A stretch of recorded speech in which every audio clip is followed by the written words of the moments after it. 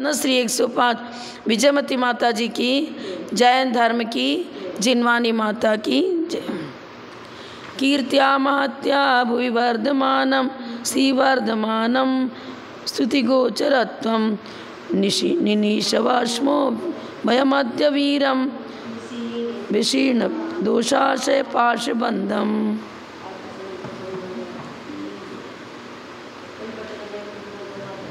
विशीर्ण दोषाशय पाशबन्धम्। 28 27 28 कहाँ गया रे लिखा 28 पेज नंबर 90। उपेय तत्वानभिलाप्य तावद् उपाय तत्वानभिलाप्यता स्यात् अशेष तत्वानभिलाप्यतायां द्विषां भवत् युक्त्यभिलाप्यतायाम्।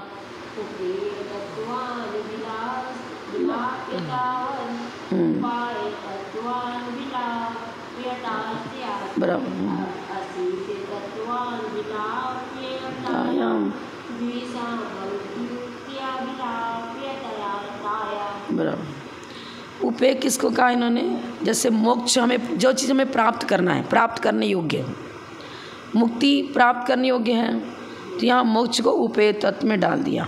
अब मोक्ष को प्राप्त करने के लिए जो उपाय करेंगे, उपाय और उपेय दो चीज़ें ना, जैसे सम्यक दर्शन ज्ञान चारित्राणि मोक्ष मार्ग, ये उपाय हो गया और मोक्ष उपेय हुआ, प्राप्त करने योग्य। प्राप्त करने का उपाय तरीका सम्यक दर्शन ज्ञान चारित्राणि मोक्ष मार्ग, ये उपाय हो गया और इस उपाय के द्वारा प्राप्त क्या करना है? मोक्ष। इसी तरह यहाँ उपेय और उपाय तत्व लगाएंगे।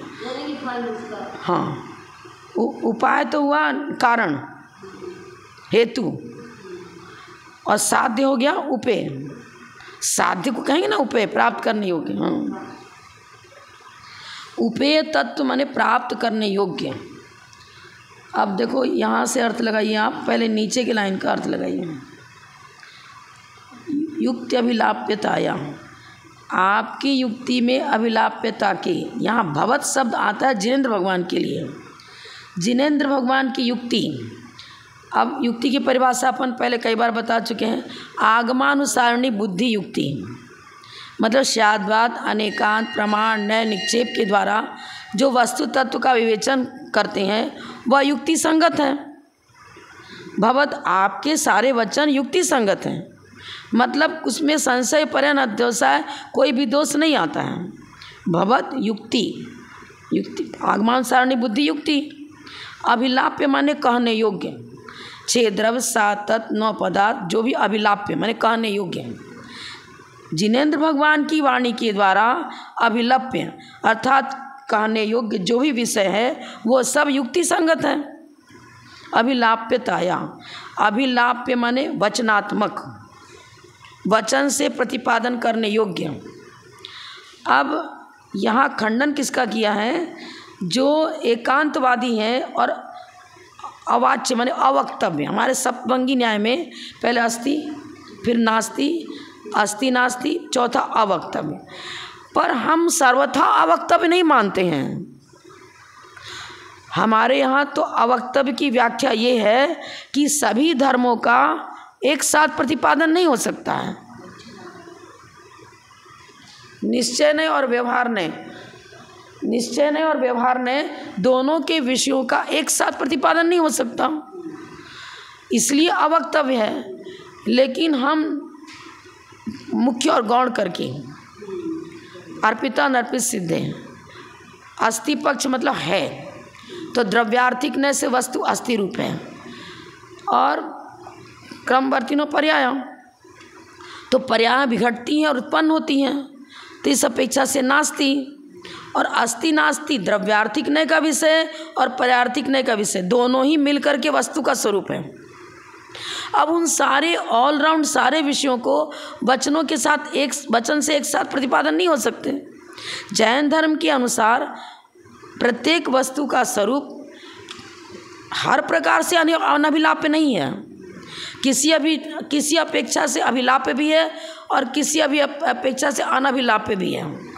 हम सारे धर्मों का एक साथ कथन नहीं कर सकते, इसलिए तो अनभिलाप्य है, लेकिन क्रम से एक एक स्वरूप का प्रतिपादन हो सकता है। तो अपेक्षाकृत अभिलाप्य और अपेक्षाकृत अनभिलाप्य है। पर ये क्या बता रहा है एकांतवादी? है ही नहीं अवक्तव्य, सर्वथा अवक्तव्य बता रहे ना।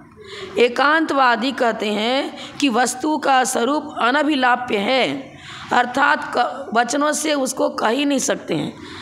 अशेष तत्व अनभिलाप्यतायाम, अशेष कहाँ से निकाला? यहाँ से नीचे की लाइन देखो, नीचे की लाइन में अशेष तत्व अनभिलाप्यतायाम, सभी जितने भी तत्व हैं, किसी भी तत्व का वचनों से प्रतिपादन नहीं हो सकता है, ये एकांतवादी हैं। ये एकांतवादी भवद्विषाम, आपसे चूंकि इनका द्वेष है इसलिए अपना एक मत लगा दिया। हाँ, भवद्विषाम, आपसे द्वेष करने वाले अर्थात जैन धर्म के द्वेषी, जैन सिद्धांत के द्वेषी एकांतवादी, एकांतवादियों में सर्वथा अवक्तव्य को मानने वाले, अशेष तत्व अनभिलाप्यम, सभी तत्व किसी प्रकार से वचनों का विषय बनेगा ही नहीं, ये एकांतवादी का हो गया। अब वो ऊपर के लाइन का देखो, उपेय तत्व अनभिलाप्यतावत, उपेय तत्व की अनभिलाप्यता की तरह। ये क्या बोलता है? उपेय तत्व अनभिलाप्य है, तो आचार्य करे उपेय ही क्यों मान रहा है? उपाय को भी अनभिलाप्य मानो। उपेय और उपाय दो चीज़ है ना, इसने उपेय तत्व को अनभिलाप्य बताया। तो आचार्य बोले तावत उसी प्रकार से उपाय तत्व भी अनभिलाप्य हो जाएगा, अर्थात मोक्ष मार्ग भी अनभिलाप्य हो जाएगा और मोक्ष भी अनभिलाप्य हो जाएगा। हाँ, उपेय तत्व को तुम एकांतवादी अनभिलाप्य अर्थात अवक्तव्य कहते हो, तो आचार्य कह रहे भैया उपेय को ही क्यों बता रहा है? तावत उसी प्रकार से उपाय तत्व भी तुम्हारे मत के अनुसार अनभिलाप्य हो जाएगा। सर्वथा अवक्तव्य मानने वालों के यहाँ उपेय और उपाय दोनों ही तत्व अनभिलाप्य अर्थात अवक्तव्य ठहरते हैं। पर जिनेंद्र देव कहते हैं हमारे यहाँ किसी अपेक्षा से अनभिलाप्य और किसी अपेक्षा से अभिलाप्य है। सभी धर्मों का एक साथ वचनों से प्रतिपादन नहीं हो सकता है। तो वचन के द्वारा वस्तु स्वरूप का प्रतिपादन तो होता है, लेकिन अपेक्षाकृत हम एक एक पॉइंट लेकर के उनको अभिलाप्य बनाते हैं। कभी द्रव्यार्थिक ने को अपना वक्तव्य का विषय बनाया, कभी पर्यार्थिक ने को अपने वक्तव्य का विषय बनाया, पर सर्वथा अनभिलाप्य तो वस्तु स्वरूप नहीं है। वस्तु स्वरूप को सर्वथा अनभिलाप्य नहीं कहते हैं। क्या अगर आपकी युक्ति में, जिनेंद्र भगवान की युक्ति में अभिलाप्यता है, अर्थात वस्तु स्वरूप का वचनों से प्रतिपादन होता है, पर आपसे द्वेष करने वाले जो हैं शत्रुओं को क्या कर रहे हैं? सभी तत्वों की अनभिलाप्यता वहाँ होती है। जब सभी तत्व अनभिलाप्य हो गए, कौन कर रहा है? सर्वथा अवक्तव्य। सभी तत्व अनभिलाप्य हैं, तो आचार्य बोले सभी तत्व बता रहा है तो उपेय तत्व और उपाय तत्व दोनों ही अनभिलाप्य हो जाएंगे। उपेय तत्व अनभिलाप्यता, उपेय तत्व को जिस प्रकार अनभिलाप्यता है तावत उसी प्रकार से उपाय तत्व भी अनभिलाप्यता को प्राप्त होता है, अर्थात दोनों ही तत्व उपेय और उपाय अवक्तव्य में चले जाएंगे, नहीं कह सकते उनको। एकांत हो गया ना, कहते हैं भाई अरे तुम लोग व्यवहार में भी देख रहे हो, पुत्र को पुत्र कहते हो, पत्नी को पत्नी कहते हो, वचनों से सारा लोक व्यवहार चल रहा है। ये मेरा पुत्र है, ये पौत्र है, ये मकान है, ये दुकान है, ये लोटा है, ये गिलास है, ये अमुक कटोरी है, सारा वचन के द्वारा लोक व्यवहार चल रहा है। और तुम कहते हो कि वचनों से प्रतिपादन किसी भी तत्व का, कोई भी पदार्थ का वचनों से कथन ही नहीं हो सकता है। अरे यार तुम रोज दिन वचन बोल रहे हो और अपने अभिप्राय को वचनों के द्वारा व्यक्त कर रहे हो और कहते हो कि अनभिलाप्य है। कैसे अनभिलाप्य होगा? लोग बाधित, वचन स्ववचन बाधित जिसको बोलते हैं। और प्रत्यक्ष इंद्रिय प्रत्यक्ष से कहो तो प्रत्यक्ष से भी ये बात, तुम्हारी बात सिद्ध नहीं होती, युक्ति से भी सिद्ध नहीं होती, प्रमाण से भी सिद्ध नहीं होती। सर्वथा अवक्तव्यपना युक्ति से, प्रमाण से, आगम से, लोक व्यवहार से किसी प्रकार से सर्वथा अवक्तव्यपना सिद्ध नहीं होता। हमारे यहाँ तो नए की विवक्षा से वस्तु को स्वरूप को अशुद्ध निश्चय ने, शुद्ध निश्चय ने। फिर लोक व्यवहार में भी उपचरित असद्भूत व्यवहार ने से पुत्र पौत्र आदि ये मेरे हैं, यह कथन सही है। उपचरित असद्भूत व्यवहार ने से मेरा मकान, मेरा पुत्र, मेरा भाई, मेरी बहन, सब सही है, प्रतिपादन होता है। अपेक्षाकृत सारी वस्तुओं का यथावत प्रतिपादन करो, यथावत प्रतिपादन करें, होता है बराबर। और तुम कहते होता ही नहीं है, तो गलत हो गया। इन्होंने युक्ति का अर्थ क्या बताया? न्याय। न्याय किसे कहेंगे? अरे न्याय मतलब आगम के अनुसार प्रमाण न्याय निक्षेप के द्वारा जो कथन होता है वही तो न्याय है। न्याय दीपिका पढ़ लिया, उस न्याय की परिभाषा बताई थी। स्याद्वाद कहो, स्याद्वाद शैली है जिसके द्वारा वस्तु तत्व का प्रतिपादन होता है। और अनेकांत मतलब अनेक धर्म, वस्तु का स्वरूप अनेक धर्मात्मक है, स्वरूप हो जाएगा अनेकांत।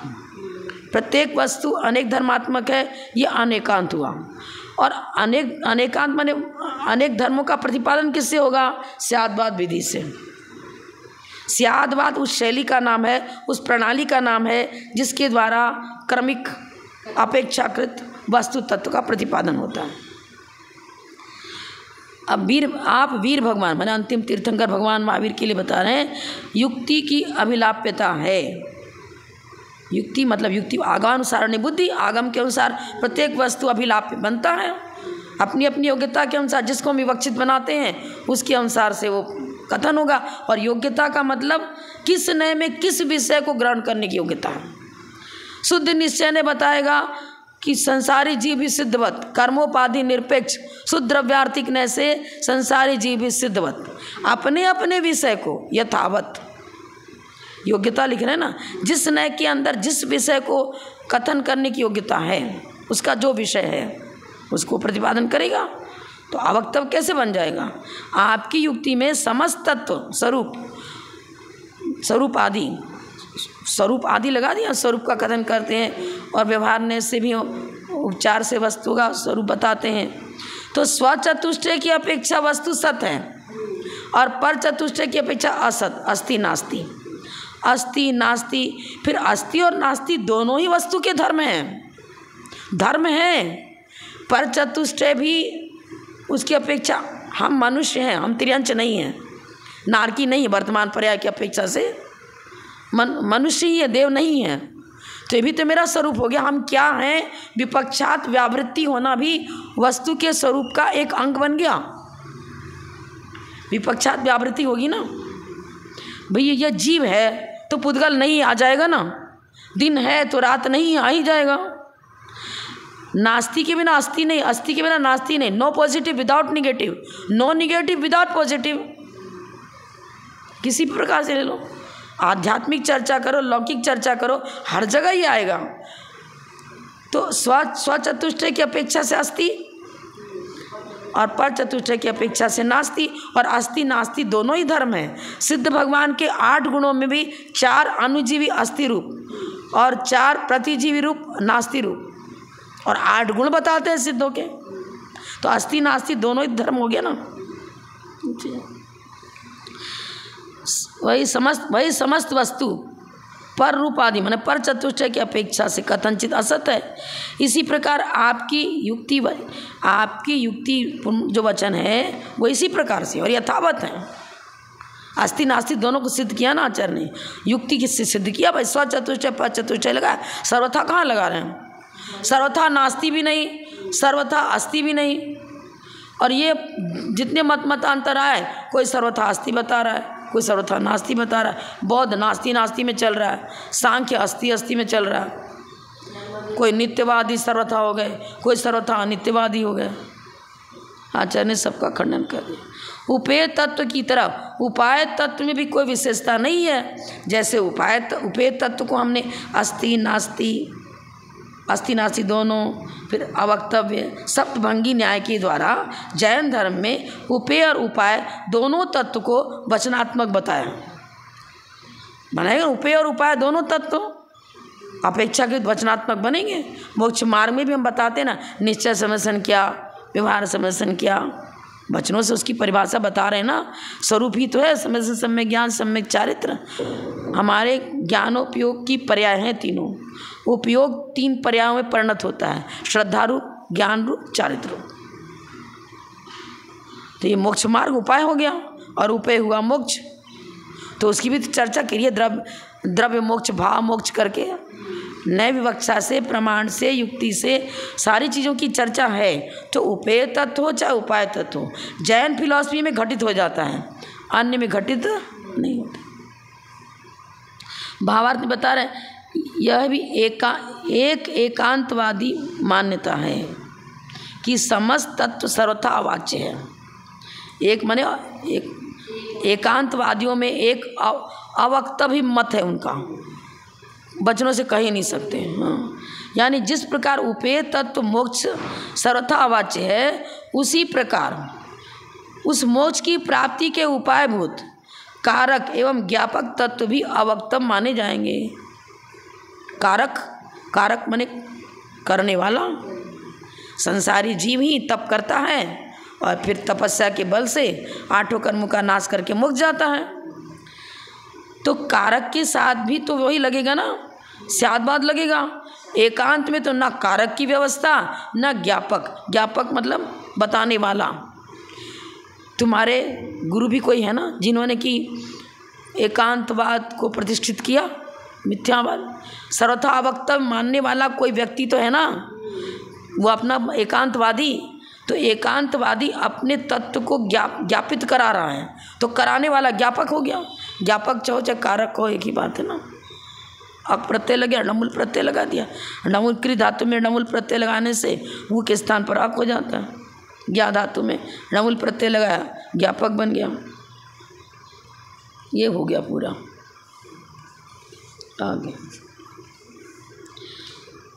29 नंबर, अवाच्यमित्यत्र च वाच्य भावात् अवाच्यमेवेत्य यथा प्रतिज्ञम् स्वरूपतः चेत् पररूपवाची स्वरूपवाचीति वचो विरुद्धम्।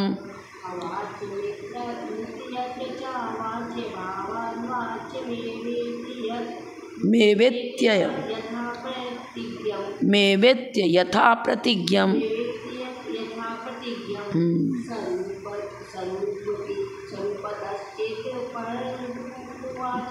स्वरूपवाचीति वचो विरुद्धम।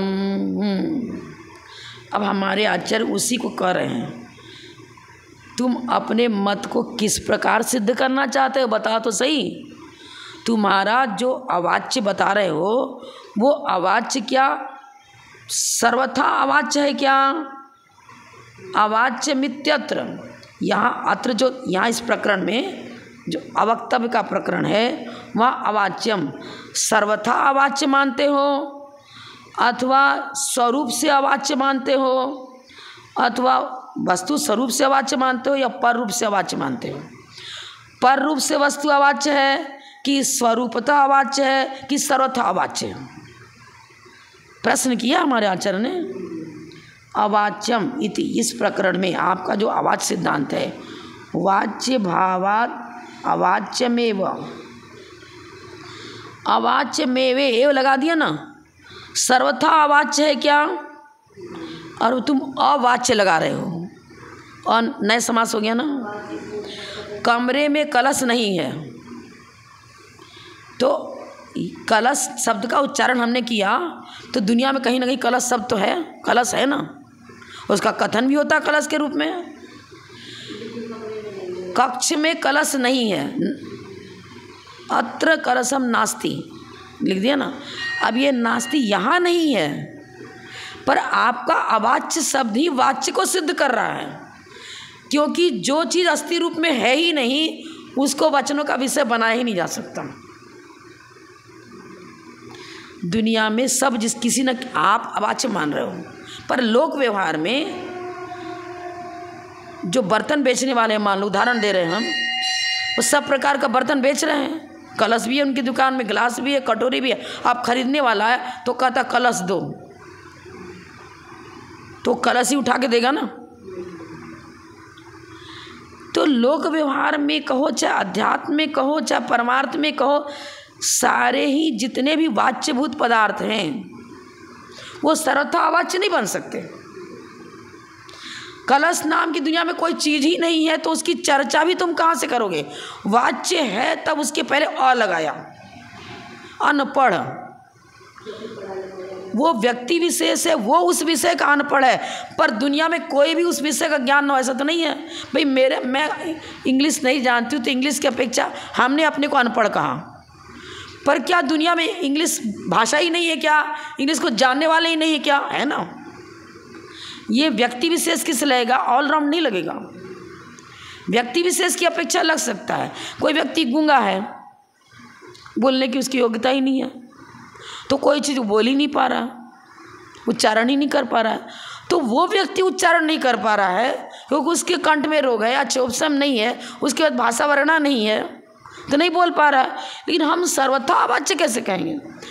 और लोग तो बोला चाली सब कर रहे हैं ना।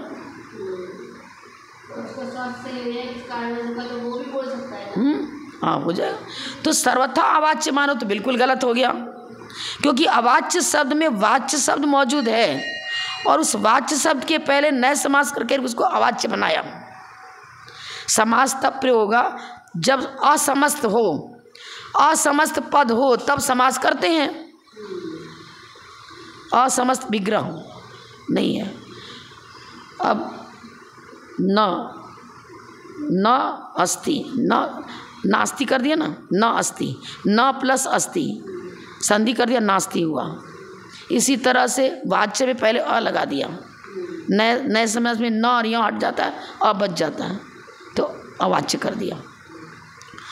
अब तुम्हारा अवाच्य शब्द ये बता रहा है कि तेरे अपेक्षा से तू अवाच्य बता रहा है और बोल रहा है मेरा सिद्धांत अवाच्य है, और बोल के बता रहा है ना तू। तुमने अवाच्य सिद्धांत का प्रतिपादन भी तो बोल के किया। मैं अवक्तव्य को मानता हूँ, अब बोल के बोल रहे हो तुम। मेरा मौन है और तू बोल के अपना मौनपना बता रहा है। मेरा मौन है ना, तुमने मौन खोल ही दिया, आपका मौन कहाँ रहा तुम्हारा? कोई ने कोई प्रश्न पूछा कि माता जी मेरे को प्रश्न बता दीजिए, प्रश्न का उत्तर दीजिए, और मैं क्या बोलूँ कि मेरा मौन है इसलिए हम नहीं बताएंगे। तो बोल कैसे दिया तुमने मेरा मौन है? ये उच्चारण भी कैसे किया? वही हिसाब इसके साथ में। समस्त वचन का स्वरूप का जो पहला क्या बताया? ऑलराउंड, हर प्रकार से अवाच्य है, तो बिल्कुल गलत है। तुम खुद ही बोल गए, बोल के अवाच्य बता रहे हो। स्वरूपतः अवाच्य है तो वो भी नहीं बनेगा। प्रत्येक द्रव्य अपने अपने स्वरूप को लिए हुए और उस स्वरूप के अनुसार जनता उनका प्रतिपादन भी करती है। जीव किसे कहते हैं? पढ़ाते हैं।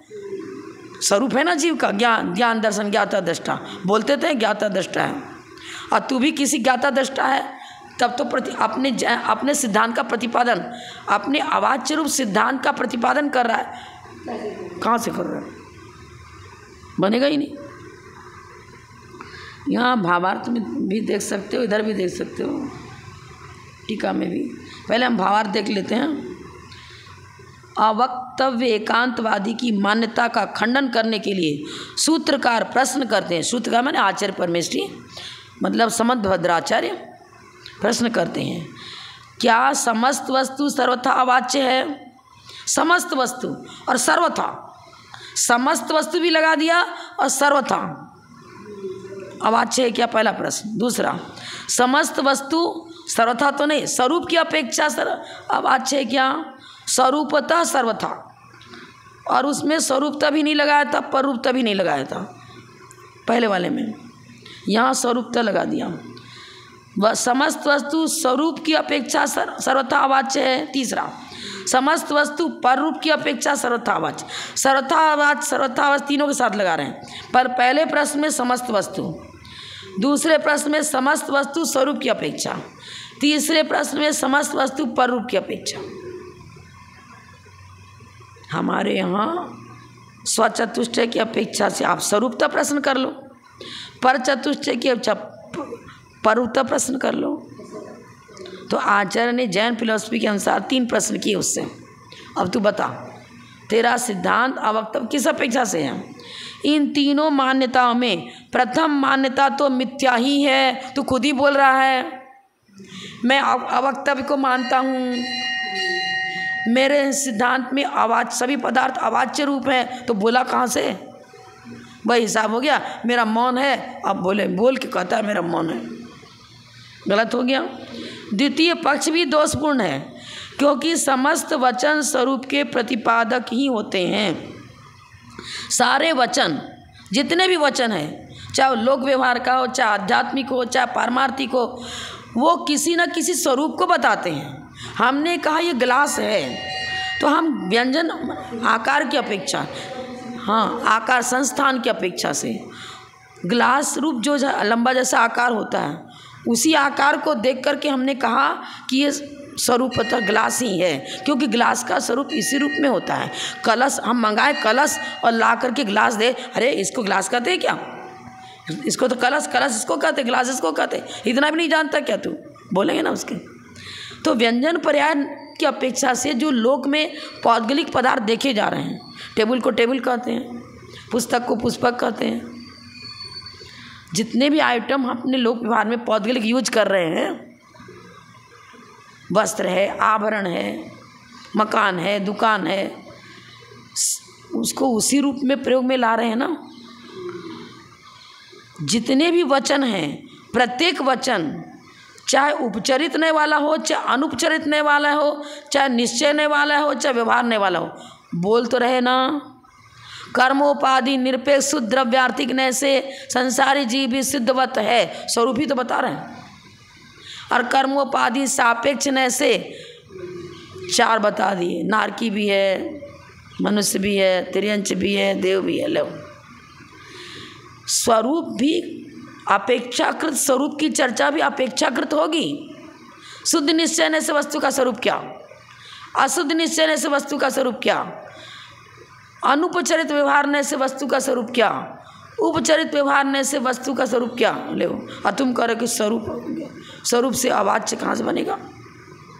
जितने वचन हैं वो स्वरूप का ही तो प्रतिपादन करते और कहते क्या बड़बड़ा थोड़ी रहे। हमने किसी व्यक्ति ने परिचय दिया मेरा भाई है, तो भ्रातृत्व के अपेक्षा संबंध लोक व्यवहार बता रहे हैं ना, वो उपचरित असद्भुत व्यवहारने का बन रहा है ना विषय, वो भी एक स्वरूप ही है। सिद्ध भगवान सूक्ष्मत्व गुण उनको बता रहे हैं, सिद्ध भगवान में सूक्ष्मत्व गुण। अरे सूक्ष्मत्व शब्दो बंदो सुमो तूलो संटाल भेद तमच्चा उज्जो दादव सैया पुद्गल दवस्य, तो पुद्गल द्रव की पर्याय आपने सिद्ध में कहाँ से घटित कर दिया? कर रहे ना घटित, अभाव रूप बता रहे। पहले उनका बादर नाम कर्म का उदय था, और जब एकेंद्रीय पर्याय में तब उनको सूक्ष्मत्व नाम कर्म का उदय था। तो एकेंद्रीय में जो सूक्ष्म नाम कर्म से सहित जीव है वो इंद्रिय गोचर नहीं होता था, पर था संसारी। और जब वो बादर नाम कर्म इंद्रिय गोचर होते थे। अब 8 कर्मों का आत्यंतिक उच्छेद हो गया। अमूर्त, जो अमूर्त द्रव्य है वो इंद्रिय गोचर नहीं होता। जब संसारी थे तो मूर्त सशरीरी होने से मूर्त थे, सशरीरी होने से मूर्त थे, अब अशरीरी होने से अमूर्त हो गए।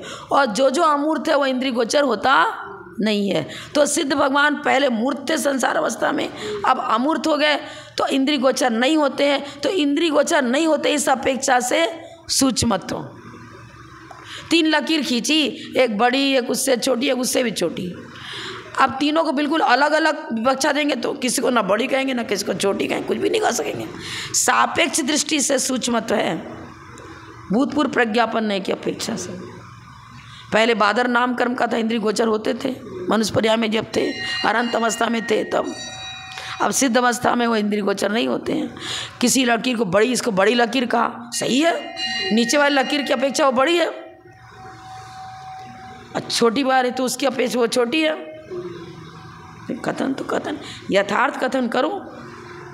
और परचतुष्टय की अपेक्षा कहो तो भी सर्वथा अवाच्य नहीं बनेगा। अगर परचतुष्टय की अपेक्षा से हम कहें कि नहीं स्वरूप का कथन नहीं होता है, वो तो अभाव रूप है। परचतुष्टय माने अभाव। अरे अभाव है तो जब हमारे अभाव को तुमने अस्वीकार कर दिया, अभाव को यदि हम अस्वीकार कर देते हैं तो फिर जब अभाव का अस्वीकार है तो आप मनुष्य को नारकी भी कर दो, तिर्यंच भी कर दो, देव भी कर दो। विपक्षात व्यावृत्ति होनी ही चाहिए। अस्थि के बजाय नास्ति नहीं, नास्ति के बिना अस्थि, नास्ति के बिना जिंदा नहीं रह सकता, नास्ति अस्थि के बिना जिंदा नहीं रह सकता। हम जीव ही हैं, पुद्गल नहीं है, कहना पड़ेगा ना, विपक्षात व्यावृत्ति अनिवार्य है, अनिवार्य हेतु है। नहीं तो फिर हम जीव को पुद्गल भी कह देंगे, धर्मद्रव्य भी कह देंगे, अधर्मद्रव्य भी कह देंगे, आकर किसी को कुछ भी कह दो, क्योंकि नास्ति को आपने स्वीकार किया ही नहीं। और अस्थि को सर्वथा नकार दो तो भी गलत, तो मेरा हम तो शून्य हो जाएंगे, मेरा अस्तित्व ही नहीं रहा। सर्वथा अवाच्यता तत्व में स्वीकृत करने पर पररूपवाची सर्वम वचन, सभी वचन पररूपवाची ही हो जाएंगे। तुम अपना रूप मैं कौन हूँ नहीं बता पाओगे, मैं क्या नहीं वही बता पाओगे। आपसे किसी ने पूछा आप कौन हो, तो मैं हाथी नहीं हूँ, मैं घोड़ा नहीं हूँ, मैं नारकी नहीं हूँ, मैं तिर्यंच नहीं हूँ, मैं लोटा नहीं हूँ, मैं गिलास नहीं हूँ, मैं मकान नहीं, मैं दुकान, यही नहीं बोलते रहो बस। हाँ, अस्थि क्या, अस्थि का प्रतिपादन ही नहीं हो पाएगा फिर तो। पर सारे वचन पररूपवाची होंगे, स्वरूपवाची कोई वचन ठहरेगा ही नहीं, ये हो जाएगा। पर रूप से वाच्यता स्वीकार करते हो और स्वरूप से अवाच्यता स्वीकार करते तो भी गलत हो जाएगा ना, विरुद्ध पड़ता है। अतः अब आचार्य बता रहे, अतः तत्व न भाववाच्य, भाव मात्र है, न अस्थि मात्र है, भाव मतलब अस्थि, न अस्थि मात्र है, न नास्ति मात्र है, न उभय मात्र है। सर्वथा नहीं लगाएंगे, कथनचित कथनचित सब मिलेगा जैन धर्म के अनुसार। उभय का मतलब स्वतंत्र स्वतंत्र दोनों, अस्थि और नास्ति दोनों को सापेक्ष स्वीकार करो तब तो ठीक है, ठीक। अस्वतंत्र स्वतंत्र स्वीकार करो तो गलत हो जाएगा। प्रदेश भेद पूर्वक, प्रदेश भेद पूर्वक मतलब देखो, अब ऐसा लेना पड़ेगा। हाँ, जैसे हमने एक जीव द्रव्य, किसी संसारी जीव द्रव्य की चर्चा करी, अब उस जीव को हम मनुष्य पर्याय में देख रहे हैं, तो मनुष्य है वर्तमान पर्याय की अपेक्षा से। अब हम त्रैकालिक उसको मनुष्य नहीं कह सकते, वर्तमान स्थूल ऋजु सूत्र की अपेक्षा से वो सामने खड़ा व्यक्ति मनुष्य है, पर नैगम नय, भूत नैगम नय, भावी नैगम नय। अरे सिद्ध भगवान में बता रहे हैं समय सार कलश में निष्पीत अनंत पर्याय, वो पहले वाली अनंत पर्याय को पिए हुए बैठे हैं। तो भूतपूर्व प्रज्ञापन नय की अपेक्षा से वो जो पहली वाली पर्याय जो बीत चुकी, सिद्ध होने के पहले, सिद्ध पर्याय के पहले जो संसारी पर्याय अनेक हो चुकी, उनमें उनको प्राग अभाव बता रहे, अत्यंत अभाव नहीं बता रहे। ये है। तो आचार्य क्या बता रहे हैं, संबंधभद्र आचार्य, वस्तु न भाव मात्र है, न अभाव मात्र है, न उभय मात्र लगा दिया ना, तो उभय मात्र भी कैसे बनेगा? मात्र मतलब अपेक्षाकृत करो, अगर उभय मात्र बना लोगे तो एक ही समय में हम दोनों हैं, हम तो तिर्यंच भी और मनुष्य भी है, दोनों हैं, दोनों को एक साथ स्वीकार करना। हम तो काल भेद की अपेक्षा से व्यंजन पर्यायों की चर्चा करेंगे, सारी चर्चा सापेक्ष करेंगे। जिस प्रकार जैनागम में बताया है, कथनचित में भी जहाँ तहाँ कथनचित नहीं लगा देंगे। अरे कथनचित रात में भोजन करना पुण्य भी है, अरे कथनचित मांस खाना पुण्य भी है, यहाँ थोड़ी कथनचित लगेगा। स्वरूप प्रतिपादन में ही कथनचित लगता है। लोक व्यवहार में हम कहते हैं तो पत्नी भी है, मेरी बहन भी है और मेरी पुत्री भी है, कहाँ से बन जाए? यहाँ कथनचित लग जाएगा क्या?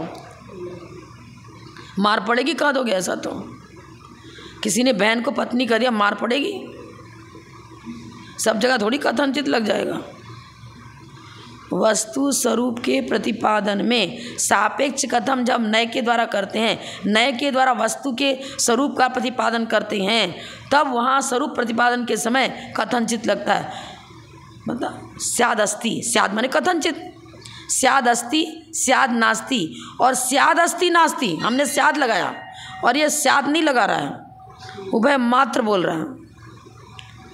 फिर स्याद अस्ति नास्ति लगाया था ना, फिर क्या बताया? स्याद अस्ति नास्ति दोनों लगा दिया, स्याद अस्ति नास्ति। चौथे में था, पाँचवें में था स्याद अस्ति नास्ति। स्याद नास्ति, स्याद अस्ति, फिर अस्ति नास्ति दोनों लगा देते ना। अवक्तव्य, अस्ति अवक्तव्य, ऐसा है पाँच। अस्ति अवक्तव्य, नास्ति अवक्तव्य और अस्ति नास्ति अवक्तव्य। पहला अस्ति, स्याद अस्ति, स्याद नास्ति, स्याद अस्ति नास्ति, स्याद अवक्तव्य। स्याद अस्ति अवक्तव्य, स्याद नास्ति अवक्तव्य और स्याद अस्ति नास्ति अवक्तव्य।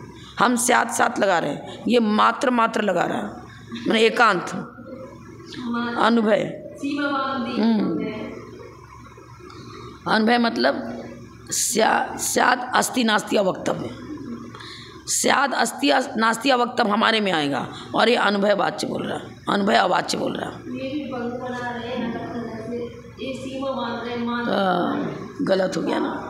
हाँ, अब गाथा से अर्थ देख लो 5 मिनट में। गाथा से अर्थ है, गाथा से अर्थ अन्वयार्थ में देखो जल्दी आ जाएगा। अवाच्यम एव, कहाँ से अवाच्यम एव लगाएंगे? एव इधर लगा है ना बीच में, देखो वाच्य भावात अवाच्यम एव, च के बाद है ना, वाच्य भावात, दम हलंत हो जाएगा। अवाच्यमेव, अवाच्यमेव का मतलब तत्व अवाच्य ही है, ऐसी मान्यता में। अवाच्य इति अत्र, आपने जो अवाच्य शब्द का उच्चारण किया अत्र यहाँ, अरे अवाच्य करने से वाच्यता ही तो हो रही, तुम बोल तो रहे हो, नया समास बना दिया तुमने, बोल तो रहे हो। इसलिए तत्व सर्वथा अवाच्य नहीं है। इस अवाच्य पद में ही वाच्य का भाव, वाच्य भावात, भावात में होने से, वाच्यपना होने से, वाच्य भावात माने वाच्यपना होने से, मतलब क्या? अवाच्य शब्द में ही वाच्य शब्द गर्भित है। और लगा दिया तुमने, अवाच्य शब्द लिखा तो सही, जोड़ा तो सही। अनपढ़, अरे ये अनपढ़ है, कहीं पढ़ शब्द लगा रहे तो पढ़ने की योग्यता किसी में तो है ना। तो यह आचार्य बता रहे हैं कि अवाच्य पद में ही वाच्य शब्द का सद्भाव मौजूद है। लिख रहे हो ना, वाच आधा च, लिख रहे हो ना, ऐसा कहना। फिर तुमने स्ववचन प्रतिज्ञा के, तुम जो प्रतिज्ञा करना चाह रहे हो, तुम्हारी प्रतिज्ञा तुम्हारे वचनों से खंडित हो रही है, ये बात है। मैं अवाच्यवादी हूँ, तो तुमने बोल करके ही तो बोला ना अवाच्यवादी, बताओ। अब बता रहे चेत ऐसा करो। अब स्वरूपता, तुमको स्वरूपता वाच्य है, तो ऐसा तो नहीं होता है। लोक व्यवहार में जितने, अभी हमने बता दिया, जितना भी कथन करते हैं वो सारा कथन किसी न किसी के स्वरूप को बता रहा है। चाहे उपचरित से बताओ, चाहे अनुपचरित से बताओ, चाहे निश्चय से बताओ, स्वरूप की बताओ, स्वरूप का ही प्रतिपादन हो रहा है। तो स्वरूपता भी अवाच्य नहीं ठहरेगा और पररूपवाच्यता से भी अवाच्य नहीं ठहरेगा। तुम बोलोगे तो सही कि पररूपवाच्यता, पररूपवाच्यता के सर्वथा स्वीकार की जाए तो मैं कौन हूँ ये बता ही नहीं पाओगे। मात्र पररूप की चर्चा वचनों से होगी। पररूपवाची, वाची लिखा ना, यहाँ अवाची नहीं लगाया ना, पररूपवाची। अगर तुम कहो कि हम स्वरूपतः अवाच्य बताते हैं, पर रूप से हमने वाच्यता स्वीकार करी है, तो फिर पर रूप कहते रहो, अपना स्वरूप बता ही नहीं पाओगे। ज्ञान सपर प्रकाशक है। ज्ञान के द्वारा हम जब वचनों से उस स्वरूप का प्रतिपादन करते हैं तो स्वस्वरूप का ही प्रतिपादन होता है और पर रूप का ही प्रतिपादन होता है। इसलिए सर्वथा स्वरूपवाची, सर्वथा पररूपवाची दोनों ही नहीं बनेगा। स्वरूपवाची, और इधर लिखा था पहले देखो, स्वरूपतः प्लस चेत, फिर पररूपवाची। पररूपवाची सर्वथा लगा तो भी गलत, स्वरूपवाची सर्वथा लगा तो भी गलत, दोनों विरुद्ध हैं। तुम्हारे वचनों में दोनों में विरोधपना आता घटित होता है।